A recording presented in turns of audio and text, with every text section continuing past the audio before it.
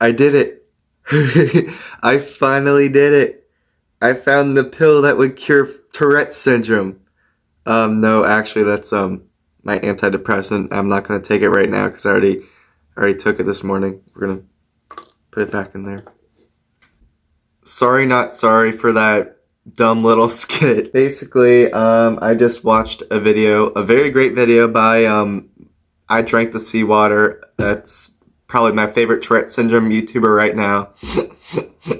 And she made a video about whether or not she would cure her Tourette syndrome. And that inspired me to make this one. So, I have been having tics since 2013, so I've been ticking for 8 years. And during that time, I kind of wondered, what if one day I just woke up and my tics went away completely? And that's actually a little bit of a scary thought. Hey, bitch.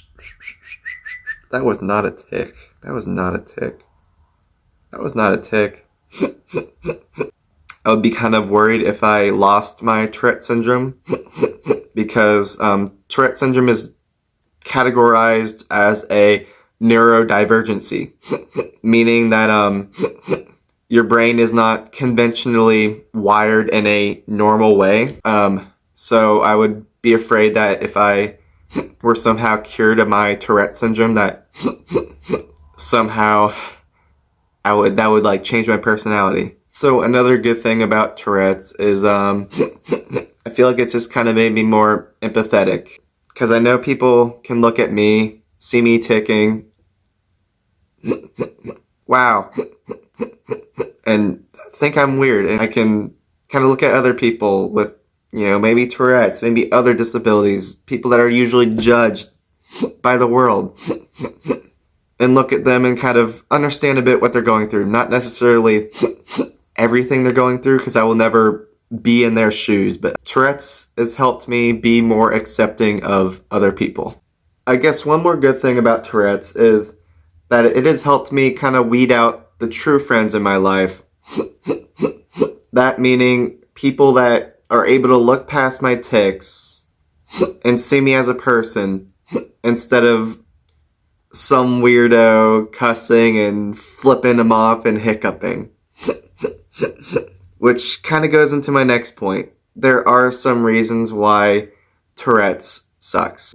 So for starters, when my tics first got way, way worse in March of this year, lame bitch, I thought I had to refriend a lot of people. That meaning people that I haven't seen in a while, I was worried that they wouldn't accept me anymore. Now that I had Tourette's that were obvious. I was worried that I'd be viewed as a faker, a fraud, attention seeker. And that brought me so much anxiety that I hardly ever reached out to people for a very long time.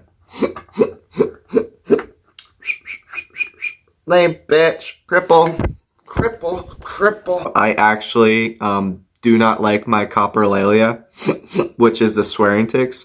If I did not have that, I would probably be a happier person. Lame bitch. Especially out in public, because you go out in public, you start cussing at random people. You're the town creep now. There was one time when I was trying to enjoy myself. I went downtown to a Christmas event, and I was having a pretty bad tic day, and cripple.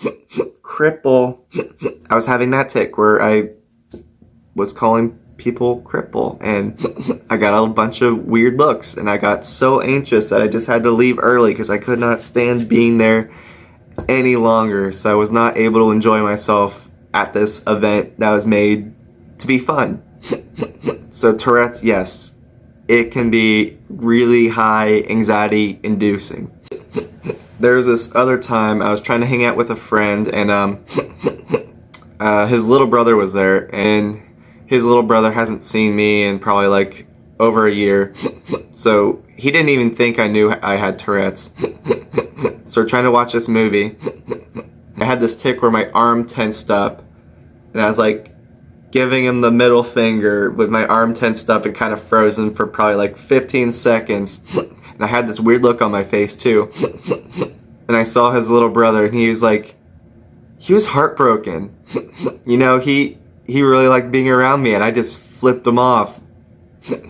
So he had to talk with his brother, and I'm sure like my friend explained that to him. But you have moments like that where you just really hurt the people around you if they don't understand your condition. Because I don't look like I have Tourette's. There's no look to Tourette's.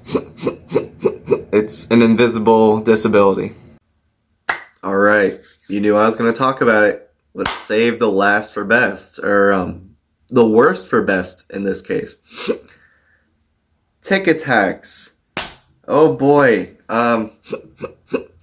So for some context, tic attacks are very violent outbursts of tics. Some people with severe Tourette's who have severe tic attacks need to be sent to the hospital because they are so severe and they end up hurting themselves. I actually have some imposter syndrome about my tic attacks. Mine aren't nearly as bad as a lot of other people's, but mine still are completely exhausting and they do hurt me. So primarily nowadays with my tic attacks, I will like have that chest hitting tic and then I'll have like loud vocal tics. Like I can kind of still function-ish with them when I'm at work, but it's very difficult and I need a lot of time, but I'm on the fence whether I would call them tic attacks or not. So I guess in conclusion, I would not really want to get rid of my Tourette's because Tourette's at this point is kind of a part of me. If I lost my Tourette's, I feel that I'd be afraid that I'd lose a part of myself too. But there are definitely parts of it that I want to just throw away.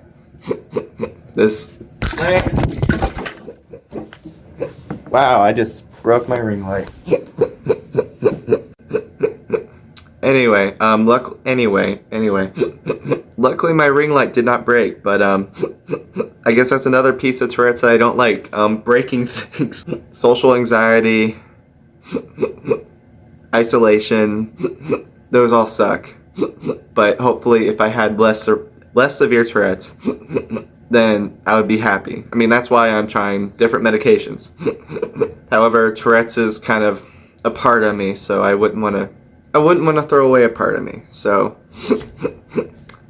hopefully if you have Tourette's or any other tic disorder, this video has helped you or you can relate to it.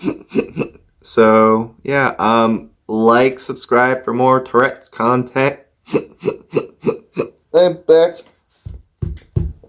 And have a good day.